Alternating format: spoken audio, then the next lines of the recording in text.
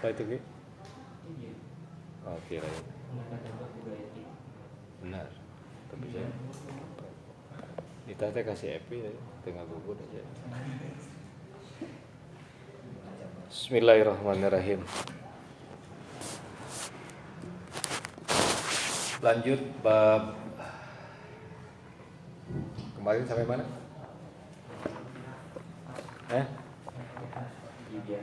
Masih berarti hadis 28 genep ya. Kemarin udah beres dibahas 296.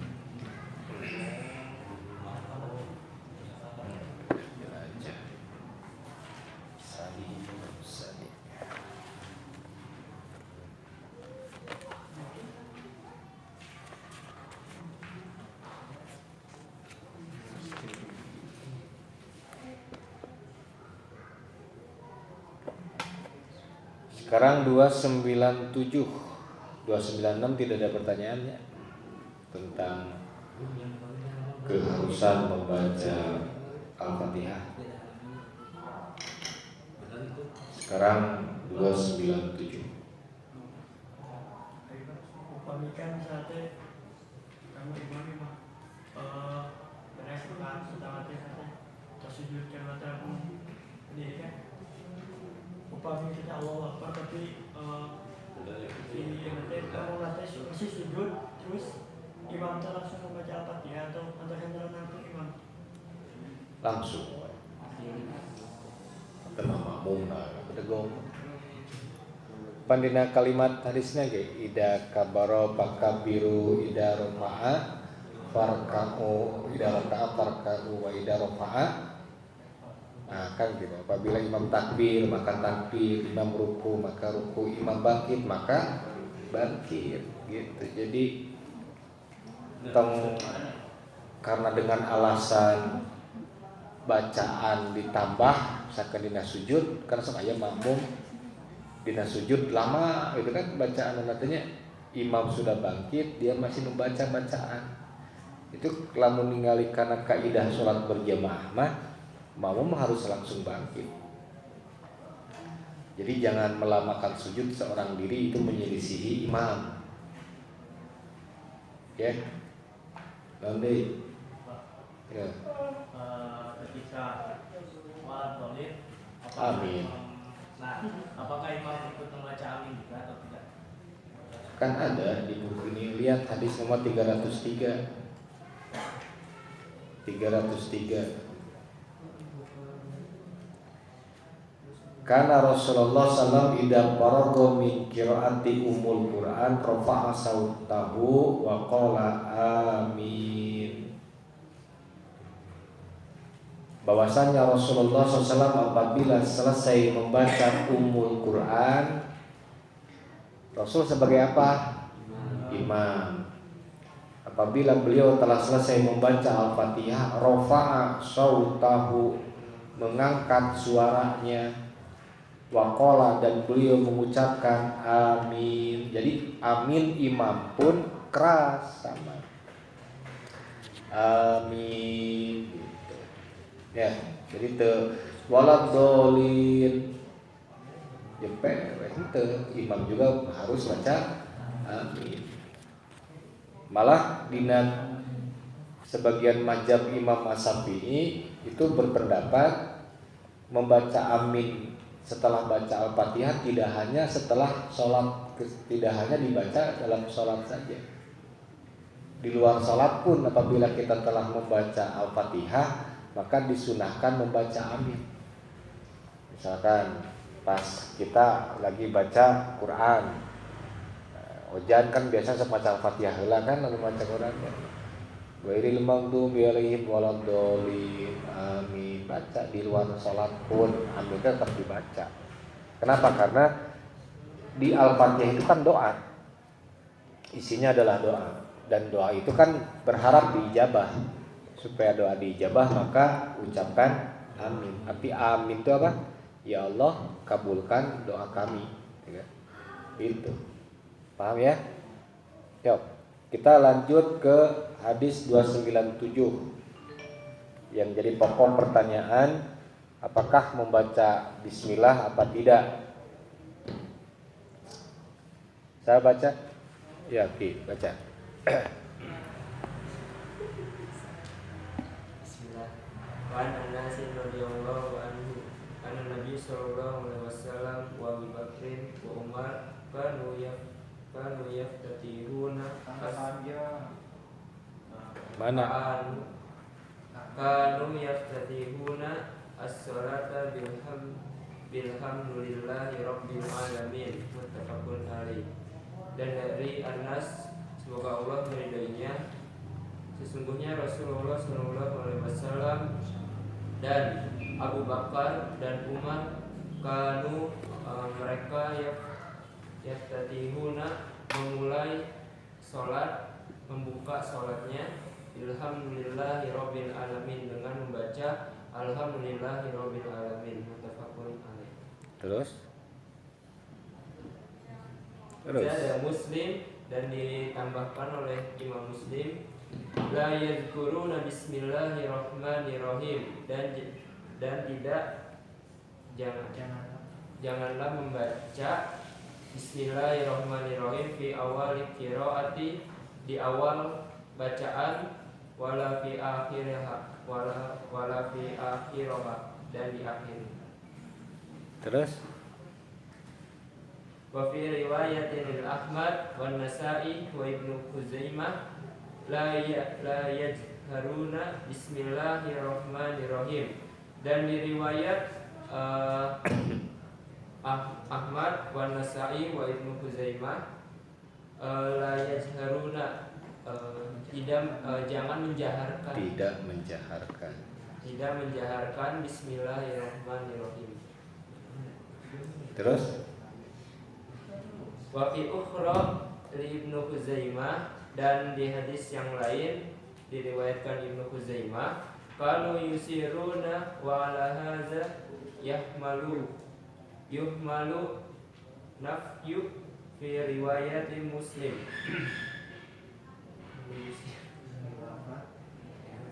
Khilafan liman a'laha, dan diriwayatkan juga oleh Ibnu Khuzaimah, kanu yusiruna, bahwasanya mereka mensirkan, wa ala hadza yuhmalu, dan atas ini yuhmalu nafyu, membawa pada penolakan fi riwayat Muslim, pada riwayat Muslim. Khilafan liman a'laha, berselisih bagi tentang orang yang dicacatkannya, a'la ilah. Lihat dengan seksama. Wa an Anas radhiyallahu an. Tema kita ngebahas naon? Apakah bacaan bismillah itu dijaharkan atau tidak di dalam bacaan Al-Fatihah imam pada saat sholat-sholat yang bacaannya zahriyah. Perlu dipegang dulu prinsip yang pertama, bismillah itu termasuk Al-Fatihah, itu pegangan pendapat, harus dipegang dulu. Jadi bismillah itu adalah salah satu ayat di surat Al-Fatihah. Jadi karena itu salah satu ayat di surat Al-Fatihah, wajib bismillah itu pun dibaca di saat kita membaca Al-Fatihah. Dan ini menjadi mazhab jumhur, menjadi mazhab mayoritas ulama, kecuali pendapat Ahmad bin Hambal yang menyebutkan bismillah tidak maaf ya, kata Imam Ahmad bin Hambal, kata pendapat Hambali, bismillah tidak termasuk surat Al-Fatihah. Jadi bismillah itu tidak termasuk Al-Fatihah, tapi tetap beliau mengatakan Fatihah itu 7 ayat. Perbedaannya di waladhdallin, itu ayat yang ke-6, ghairil maghdubi alaihim ayat ke-6, waladhdallin ayat yang ke-7. Nah, kenapa perlu dipahami dulu prinsip ini? Karena nanti ada konsekuensi. Kalau kita sepakat mengambil pendapat jumhur yang menyebutkan bismillah adalah bagian dari Al-Fatihah, maka mau tidak mau wajib hukumnya bismillah itu dibaca. Gitu. Atau wajib bagi yang berpendapat cukup dengan menyimak sama dengan membaca, maka wajib berarti bacaan bismillah itu pun terdengar olehnya. Nah, ini dibawa nanti ke masalah kalau seandainya, ini ada turunan konsekuensinya. Kalau seandainya imam itu mensirkan bacaan bismillah, padahal makmum berprinsip harus terdengar bacaan bismillah, bagaimana?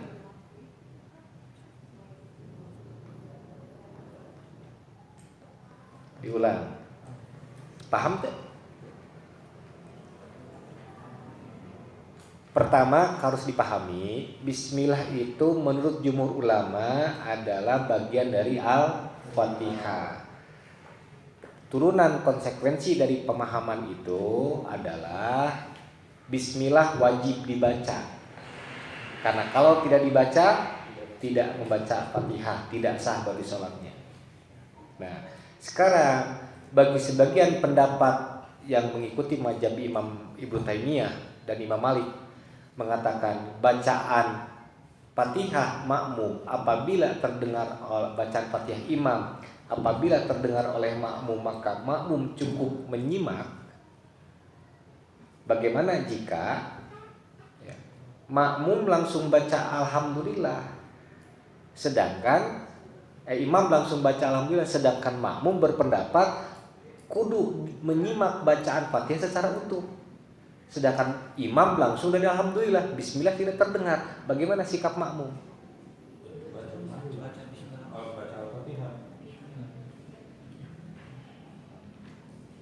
Paham tak? Misalkan di sini Amar berpendapat ketika imam bacaannya terdengar cukup menyimak. Kan gitu. Tapi menyimak pun kan harus utuh. Dari bismillah sampai waladolin kan gitu. Nah masalahnya sekarang Amar punya imamnya tidak mengeraskan bacaan bismillah. Berarti bismillah imam tidak terdengar oleh Amar. Apakah Amar membaca bismillah atau tidak? Membaca. Dari mana alasannya membaca?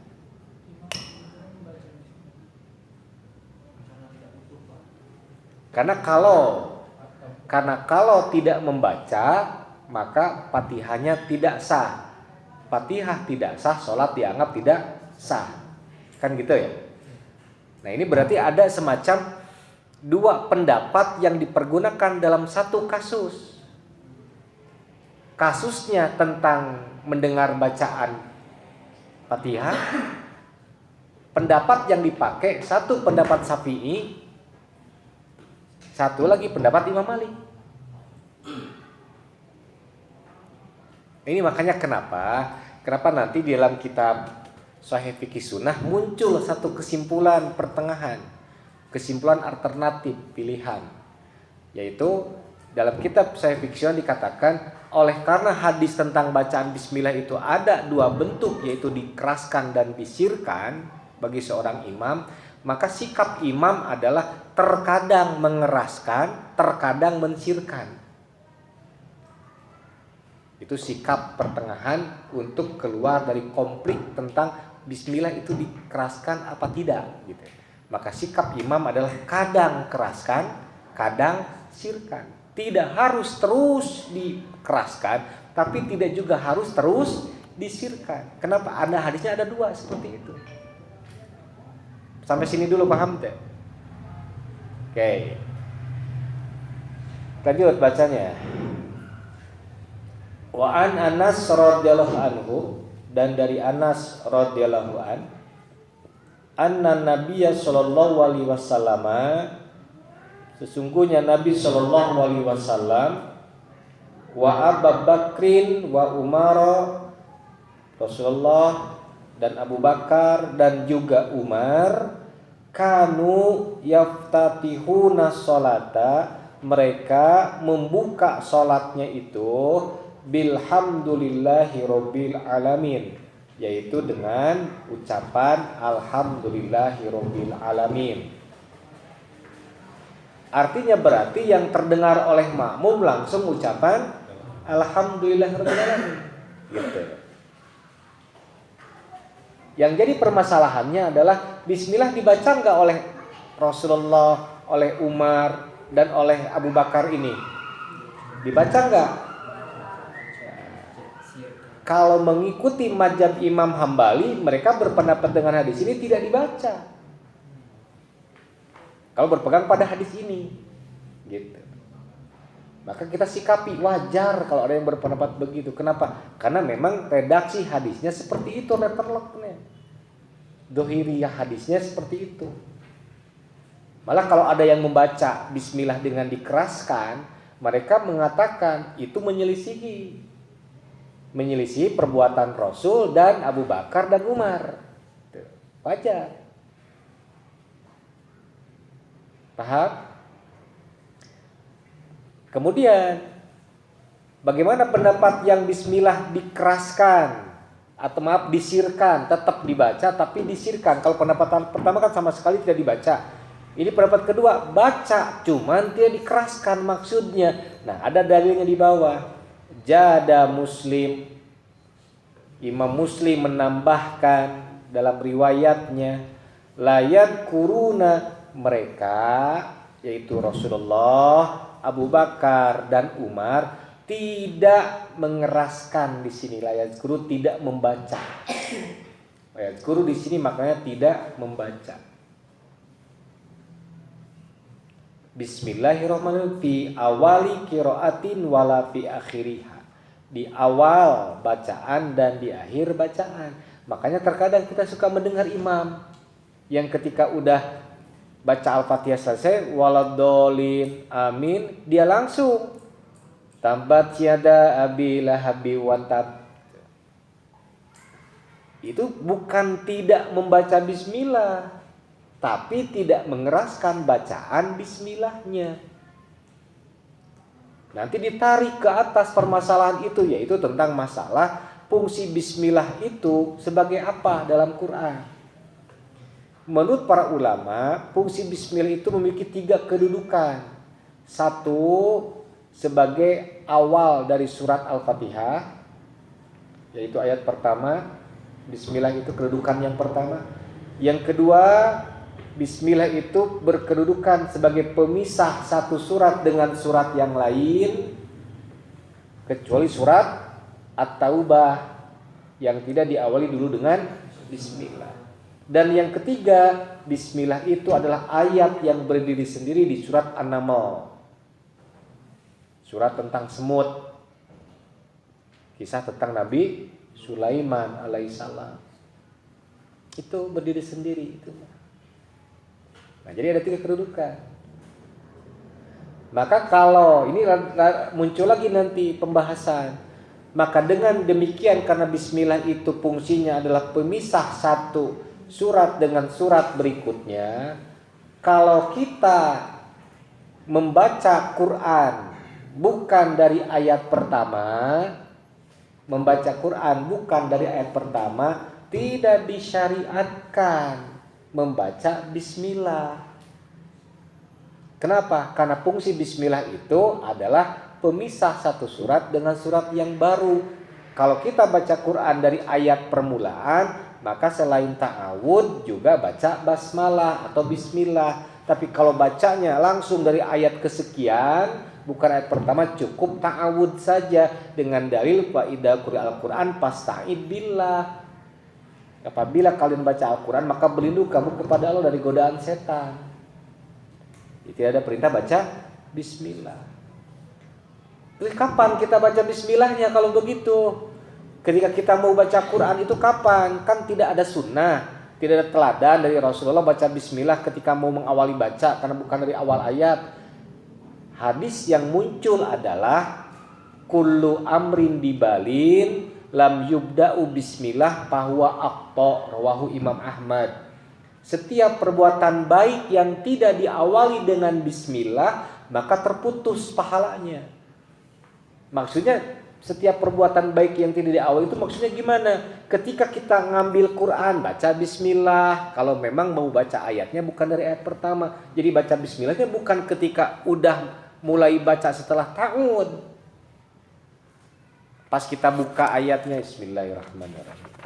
Pas baca a'udzubillahi minasyaitonirrajim.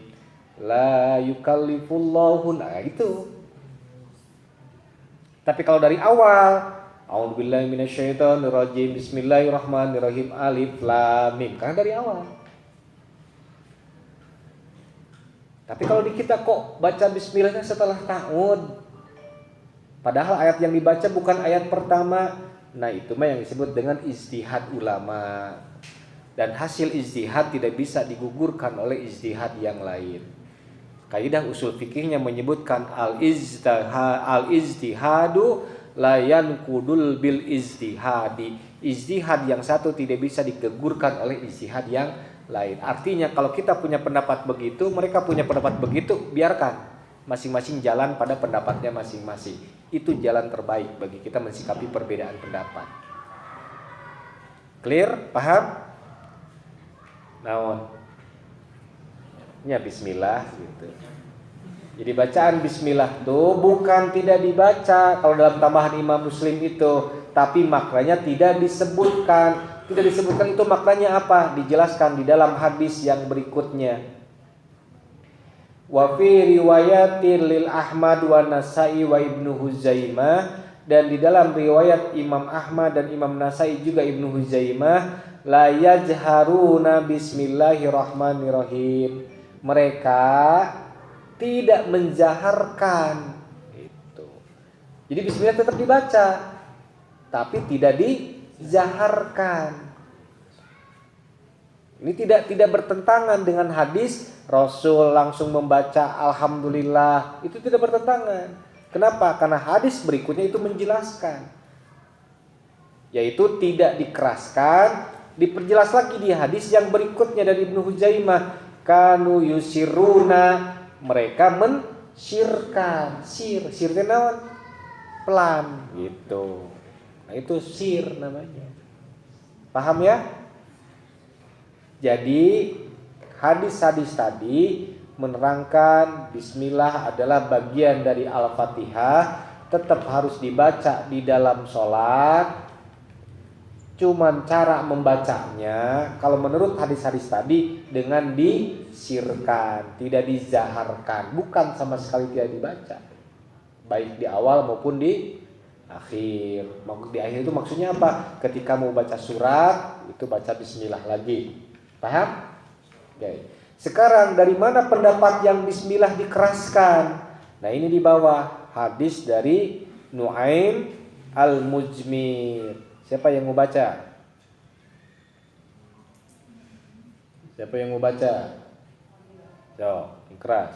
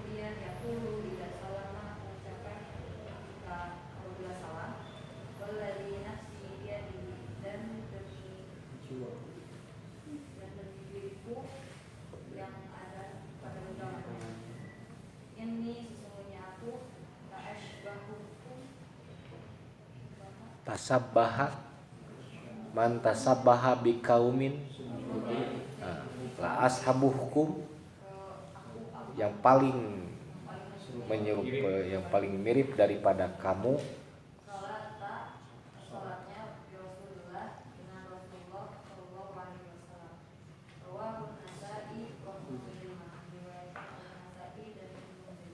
Nah, ini dalil yang dipergunakan oleh pendapat yang menyebutkan bismillah itu harus dizaharkan. Siapa yang mempraktekannya? Abu Hurairah radhiyallahu an. Jadi kalau ditanya, kalau Rasul sendiri gimana? Rasul sendiri dan Abu Bakar dan Umar bismillahnya disirkan. Terus yang mempopulerkan bismillah dizaharkan sahabat siapa? Abu Hurairah Abu Hurairah radhiyallahu an. Apakah Abu Hurairah menyelisihi Rasul? Tidak. Abu Hurairah tidak menyelisih Rasul. Malah Abu Hurairah ingin menjelaskan kepada sahabat-sahabat ya, bahwa Rasulullah itu bukan tidak membaca bismillah dan membaca, maka aku melakukan itu gitu. Karena bisa jadi karena Rasul terbiasa mensirkan bacaan bismillah ketika sholat berjamaah dengan para sahabat, muncul pemikiran di para sahabat sebagian Rasul itu tidak membaca bismillah. Maka Abu Hurairah berkepentingan untuk menjelaskan itu kepada para sahabat, apalagi sepeninggal Rasul. Jadi kalau ditanya Abu Hurairah melakukan ini kapan? Dalam riwayat dikatakan ini ba'da wafatihi Rasul, wafatnya Rasul. Setelah Rasul wafat, Abu Hurairah kan jadi imam tuh. Maka Abu Hurairah menjelaskan kalau sholat itu seperti ini yang dulu dilakukan Rasul teh. Makanya kenapa di ujung kalimat ada kalimat inilah asbahukum sholata bi Rasulullah. Aku adalah orang yang sholatnya lebih mirip daripada kalian dengan Rasulullah SAW. Berarti apa yang dipraktekkan Abu Hurairah adalah sholatnya Rasulullah. Itu yang pertama. Yang kedua, kalau dilihat dari sejarah kehidupan para sahabat, Abu Hurairah radhiyallahu an ini adalah sahabat yang terkategorikan akhir masuk Islamnya. 4 tahun sebelum Rasulullah wafat, Abu Hurairah masuk Islam.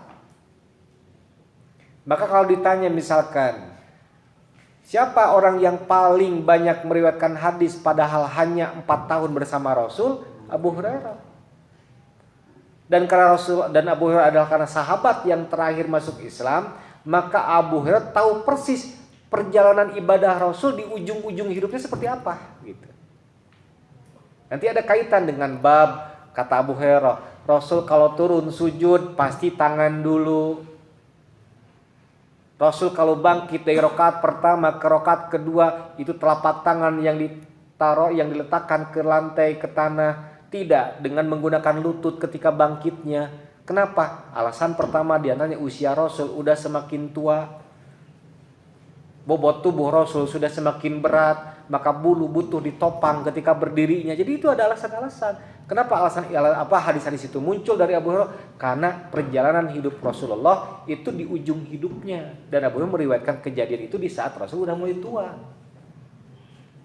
Makanya wajar kalau Abu Hurairah berkata, aku sholat yang paling mirip dengan Rasul gitu.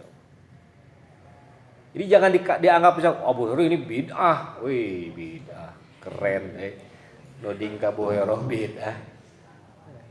Abu Hurairah membayangkan Abu Hurairah itu sempat ketemu jeung mewak jin coba. Malah dapat ayat kursi dari jin langsung sebagai penolak pengusir setan ti jin sorangan.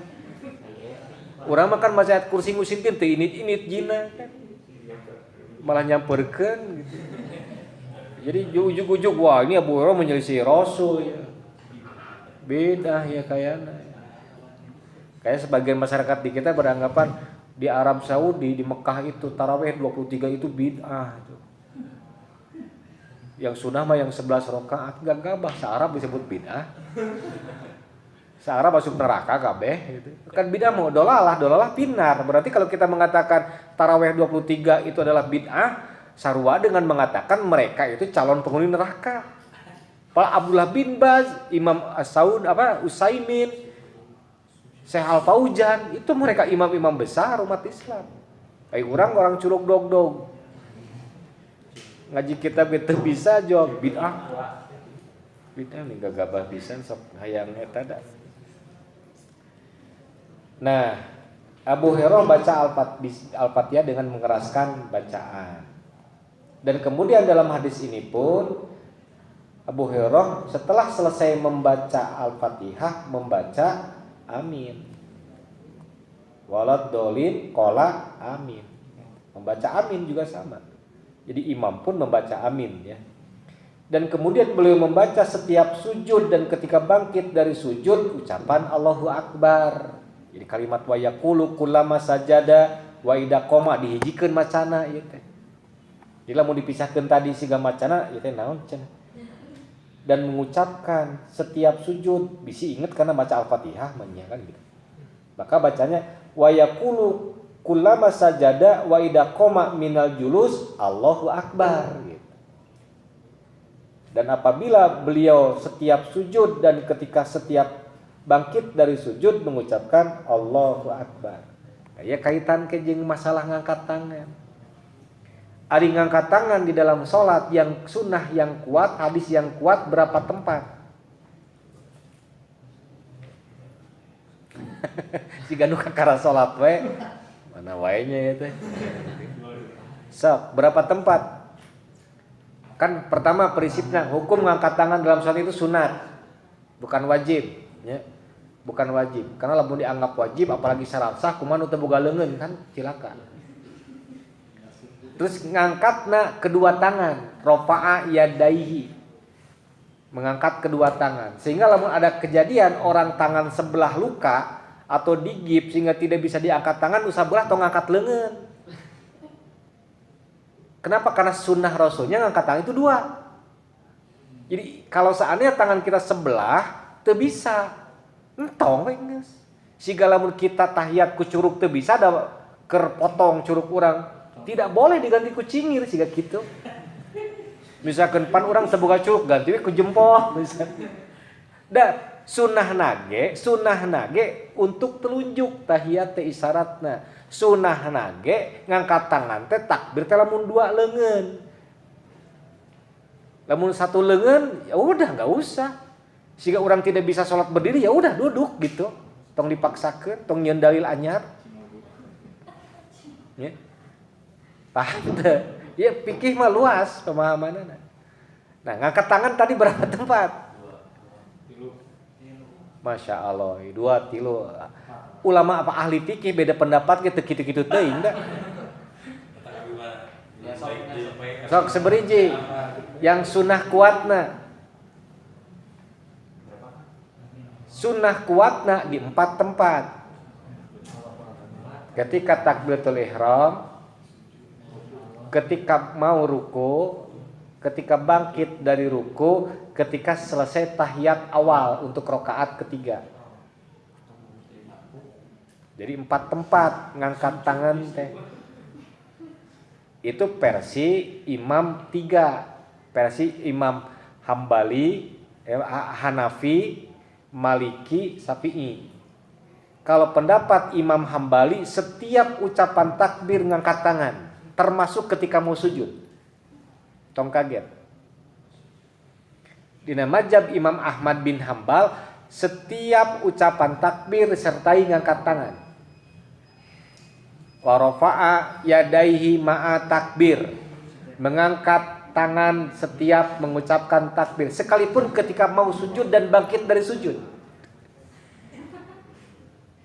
Tong kaget dan jangan menganggap itu keliru, karena itu ada sunnahnya gitu. Cuman kenapa kita populernya 4? Karena kita termasuk mengambil mazhab yang jumhur, bukan ngambil mazhab itu gitu. Kalau kita ngambil mazhab itu yang minoritas, mazhab Imam Ahmad bin Hambal, maka diisyaratkan, disunahkan ngangkat tangan itu setiap ucapan takbir.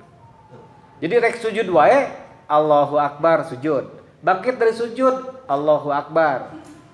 Posisi duduk antara 2 sujud, mau sujud lagi Allahu Akbar. rada mirip-mirip dengan pendapat imam orang Syiah.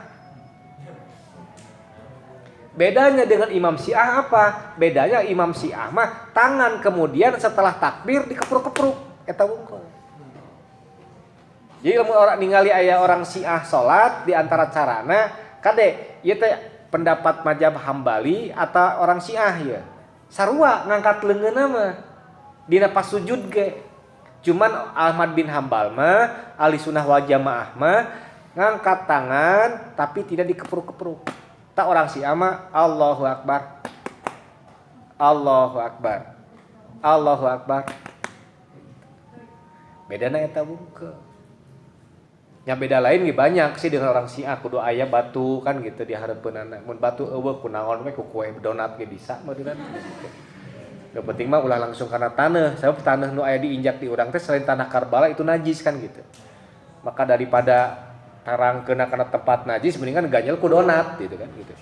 Da kuduna mah ku tanah Karbala, matak sok mawawa tanah Karbala. Bulet dijualan di Mekah mah aya jualanana. Nah itu sesat mereka pasti. Makanya gini, kita tanya, kita ngikut mazhab mana? Kalau ngikut salah satu mazhab tong kagok.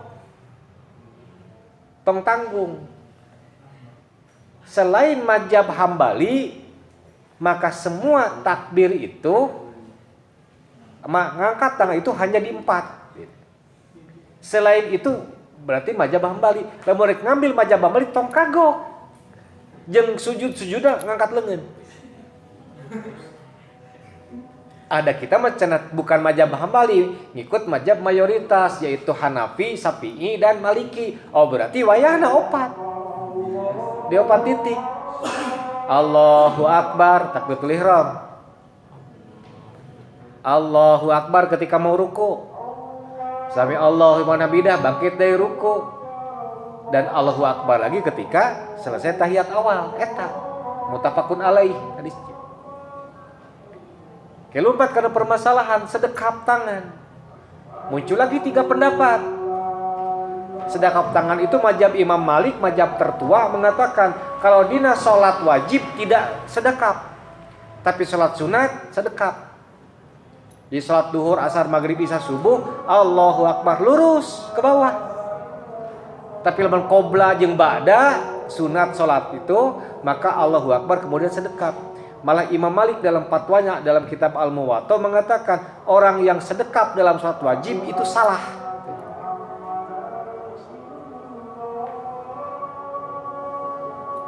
Ai di urang nu mana? Urang mah sunat tek wajib sedekap. Naon sababna ditanya alasanana? Nuturkeun kolot gitu. Nah, sok kalian sedekap lamun salat. Naon dalilna? Dan ningali guru, ningali kolot. Dan nanti kita bahas itu, nanti kita bahas. Yang penting, yang pertama tadi kita tahu bahwa ternyata hukum baca bismillah dalam sholat yang bacaannya dijaharkan bagi imam itu ada 2 hadis. Hadis yang Rasul Abu Bakar dan Umar tidak mengeraskan, dan hadis yang imam mengeraskan. Contoh dari Abu Hurairah hadisnya. Karena ada 2 hadis dan masing-masing hadis ini sahih hadisnya. Tidak bisa misalkan ini yang benar, ini salah, enggak. Pilihannya cuma 2. Pilihannya cuma 2. Satu, di tempat-tempat yang sudah paham, tidak akan jadi polemik jika imam tidak mengeraskan bacaan bismillah, tidak akan jadi masalah. Kenapa? Karena masyarakat udah paham. Oh berarti imam baca cuman disirkan. Maka yang berprinsip harus mendengar pasti akan baca sendiri kan gitu. Tapi di masjid-masjid yang belum paham dan heterogen masyarakatnya, lebih baik bagi imam itu dikeraskan.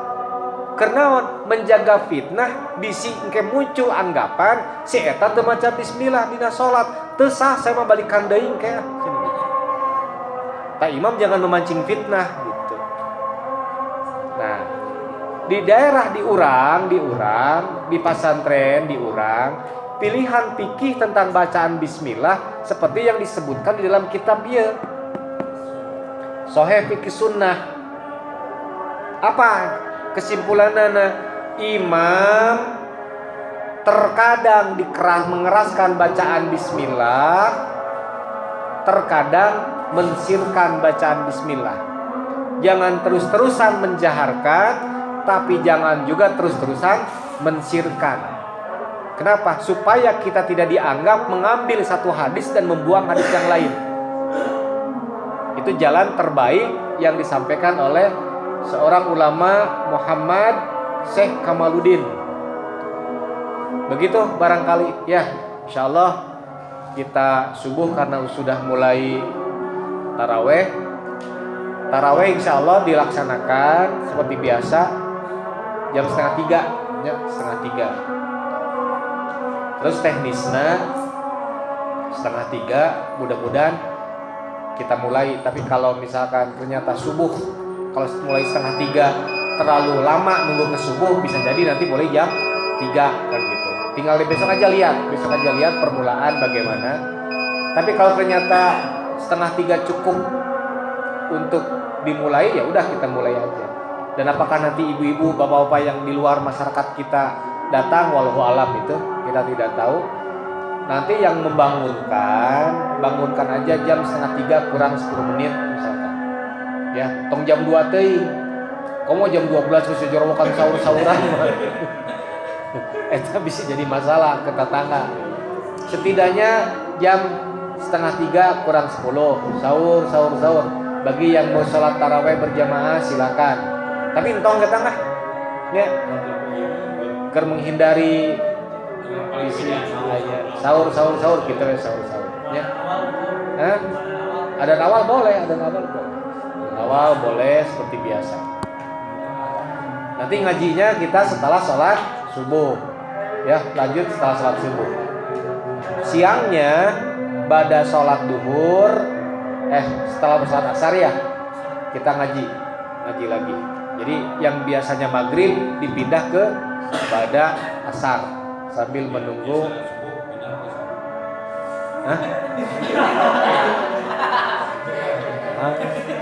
Kadang ya itu barangkali.